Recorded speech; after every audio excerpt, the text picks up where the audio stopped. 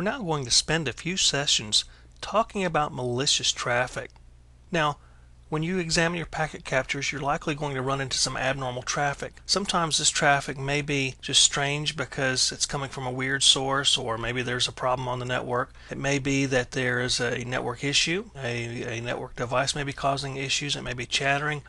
Your traffic levels may be just abnormally high. But sometimes this traffic is malicious. And how you would know malicious traffic or abnormal traffic from normal traffic is that you must know what your normal traffic looks like. And this is why we talk about establishing a traffic baseline at various times of the day on your network, so you can determine what a baseline is. What is normal traffic on your network? Knowing what ports and protocols are normally used, knowing what times of day people are likely to be using the network at peak time, for example, or when there should be some slack time on the network, will help you determine what traffic could be abnormal. And then looking at abnormal traffic, you can determine what's abnormal and what's absolutely malicious. And malicious traffic is different from just abnormal traffic, because abnormal traffic may be due to bandwidth problems or a network device that's not functioning properly. Malicious traffic will be because someone has intentionally altered that traffic to change your network, to do something to your network, to invade a host, invade your network, or to cause denial of service issues on the network. So you must know what the normal traffic looks like in order to weed out the malicious traffic. Now, we can categorize malicious traffic differently depending upon what the hacker wants to do on the network.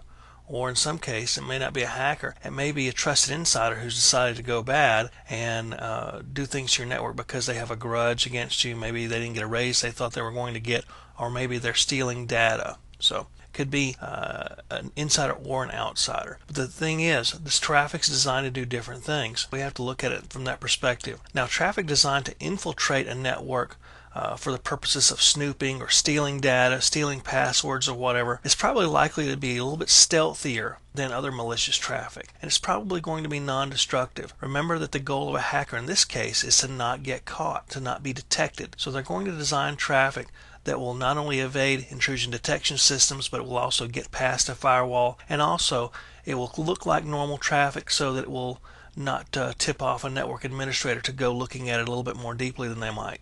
Now, examples that may be traffic designed to just look at the network include scans. Network scans are usually non-destructive, and they can be stealthy. Some scans can be very noisy. Some scans can be almost undetectable. And their purpose is basically to get an idea of the network, to footprint the network, to map the network out so the hacker can look and see what targets they want to go after. Another example might be encrypted traffic, where the hacker puts tools or things that they're going to use in their hack attack in packets and encrypts those so that they can't be detected.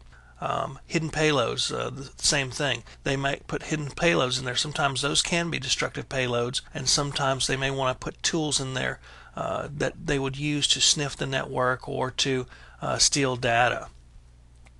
Now, a little bit more down the scale, traffic designed to carry a virus or other potentially long-term destructive payload might be disguised as valid traffic, and it might be hard to detect also, because the hacker in this case wants to not be detected immediately, but the payload may be something that's going to cause a denial of service or a destructive payload. And when we talk about destructive payloads, it could be a virus, but it also could be a stealth program. It could be a Trojan used to steal data or sniff passwords and so forth, maybe do keystroke logging. So they're not exactly in this stage trying to be really stealthy long term. They know that eventually your antivirus is going to pick up a virus or a Trojan or whatever, but they're designed to be as stealthy as they can initially. Now, a lot of this traffic is not sent to users on a targeted basis. It might be downloaded from the internet, so something you might download, a file or program, may actually contain the destructive payload or virus. It may not necessarily be a stream of network packets that do this.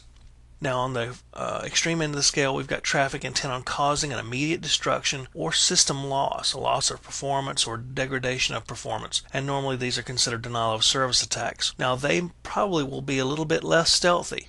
The goal is to attack the box, so it's not going to go undetected too long.